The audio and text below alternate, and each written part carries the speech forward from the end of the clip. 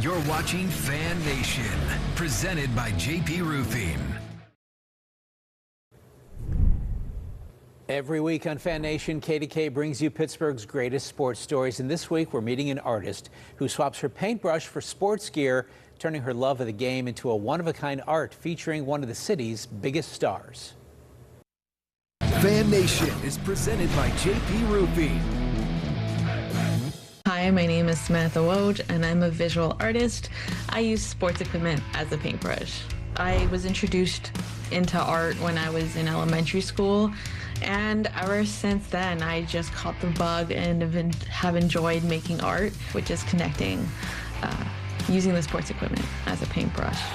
For me, sports was my first place of connection. Like, it was my first space where I made friends and created community. And it didn't matter what I looked like. When I made art with sports equipment, I would purposely show my hands and feet at the beginning because I wanted to kind of find this sense of comfort of this is what I look like and this is what I'm creating.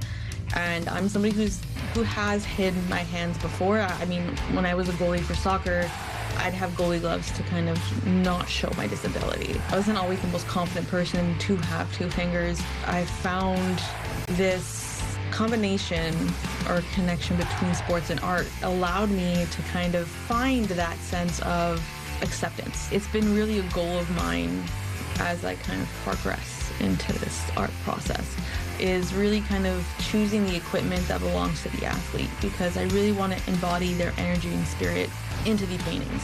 My first Crosby painting was during the Olympics when he went to Team Canada, and it took off. Everybody loved it. And then the Pittsburgh Penguins Foundation saw the artwork and they contacted me, and they were doing a night to celebrate women in sports. And they were going to do an auction to support the Pittsburgh Pennies. I worked with the Toronto Maple Leafs, the Ottawa Senators, the LA Kings, Pittsburgh Penguins Foundation. NFL Canada hired me to do a painting, a live art, and it was like a 10-foot wall. I still can't believe I made it not once but twice onto the Jason and Travis Kelce podcast. Like, I didn't even know it was happening the first time. I think I posted it and just tagged them, and I didn't think it would go anywhere. And then I think it was within a week that I had somebody commenting, telling me it made it on the Kelce podcast, and I was like, wait, what? And so, like, when I went to go watch it, I was like, oh yeah, it's there. They're talking about me for a full minute. They've said my name. They're watching the full video. So that was an unexpected but beautiful thing to experience.